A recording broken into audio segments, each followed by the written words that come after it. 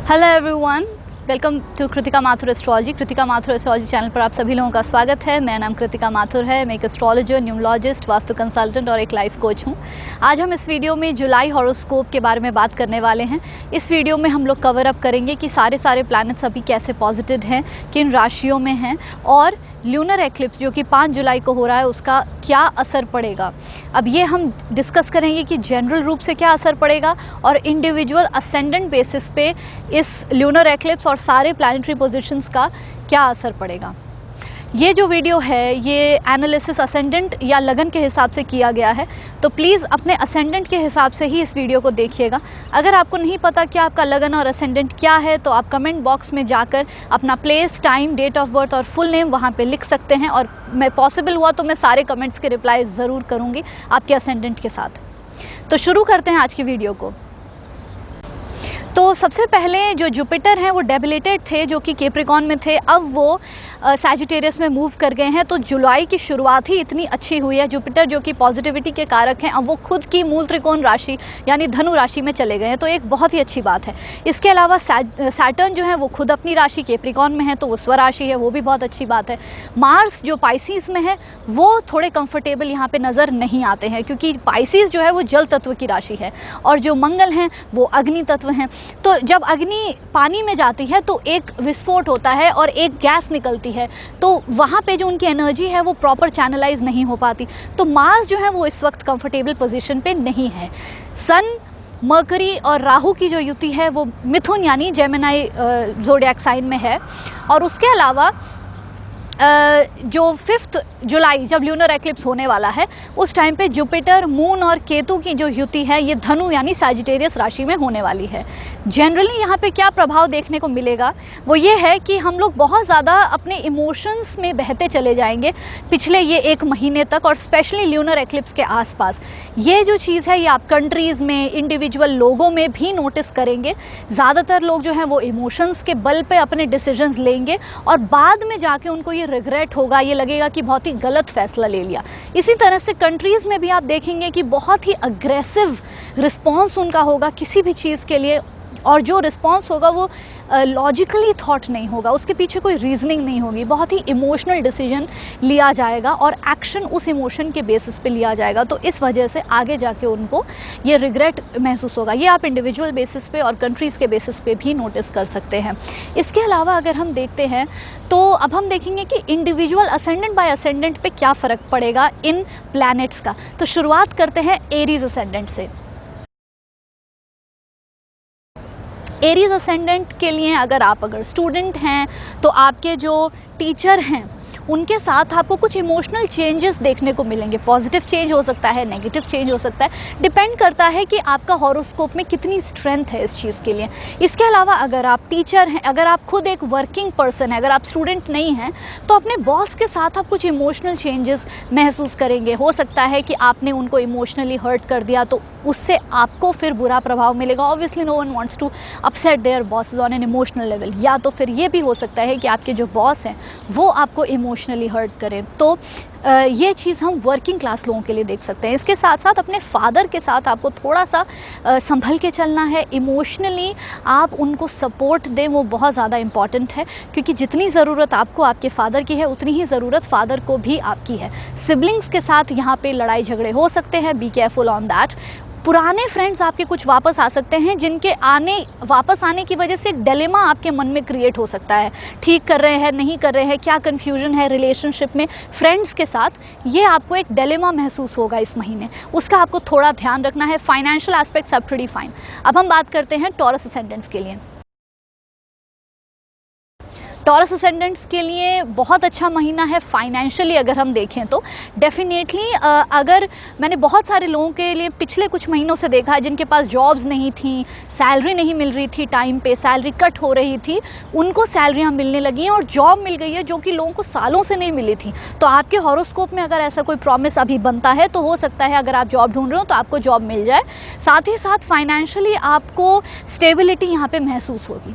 Financial level पे एक तनाव आपको रहेगा जो कि पैसों से देने से रिलेटेड होगा। जैसे हो सकता है आपको कोई लोन चुकाना है या किसी का पैसा आपने रखा हुआ है, तो फाइनेंशियल स्ट्रेस हम इस महीने में थोड़ा एक्सपेक्ट कर सकते हैं।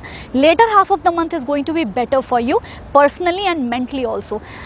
मिथुन राशि के बारे में बात करते हैं, talking about Gemini ascendants. Gemini, आपको तो बहुत ही ज़्यादा केयरफुल रहना है अपनी पूरी लाइफ के बारे में।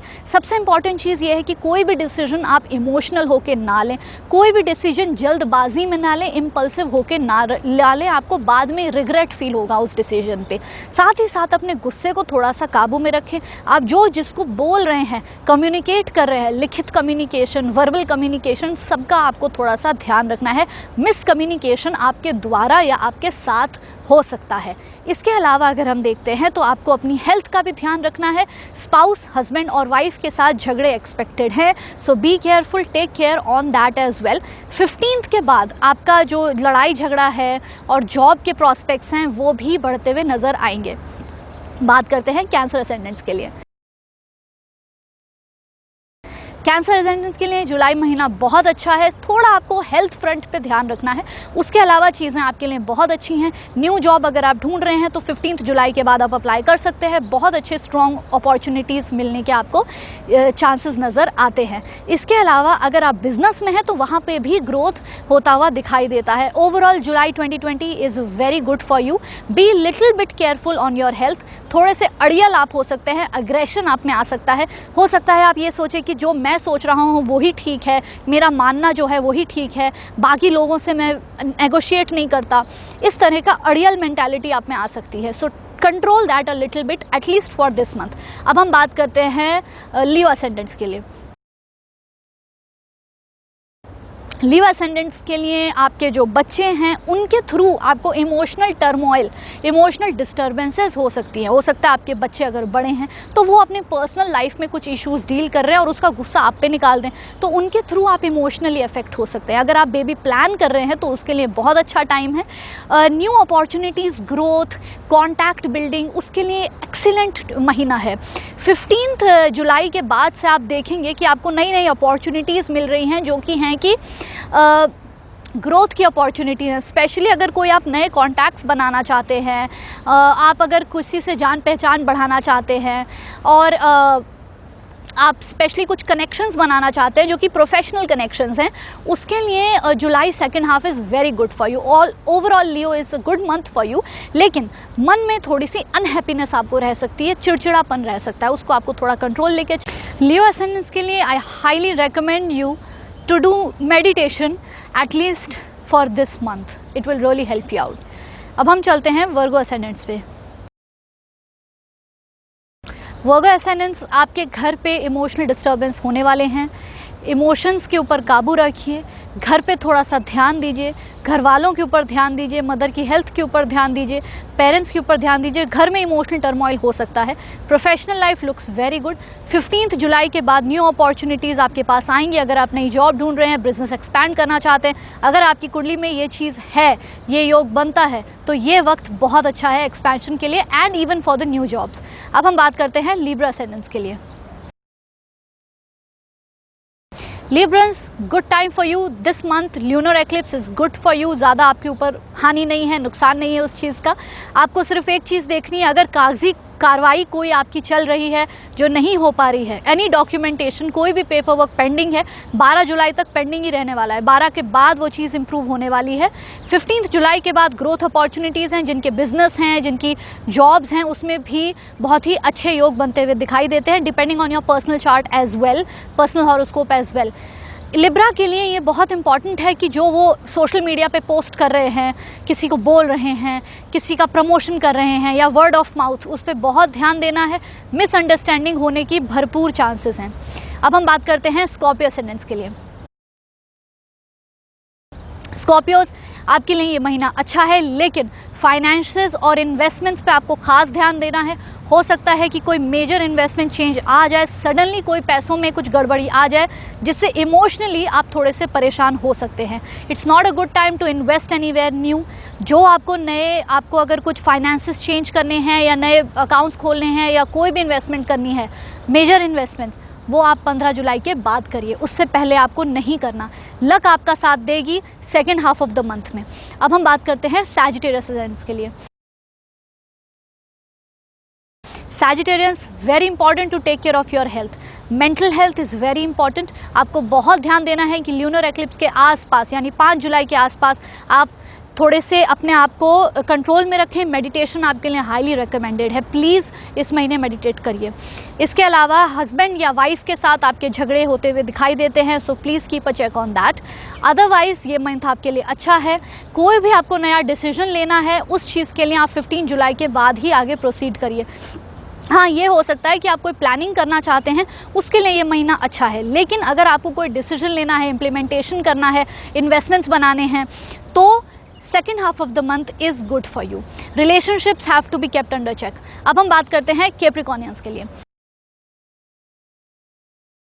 कैप्रिकॉर्न, बहुत टाइम के बाद आपके पास एक अच्छा वक्त आया है जॉब के लिए और बिज़नेस के लिए। I know a lot of my Capricorn जो क्लाइंट्स हैं वो काफ़ी मुसीबत में थे, जॉब के लिए भी, बिज़नेस के लिए भी, एक्सपेंसेस भी बहुत हो रहे थे पिछले कुछ महीनों से।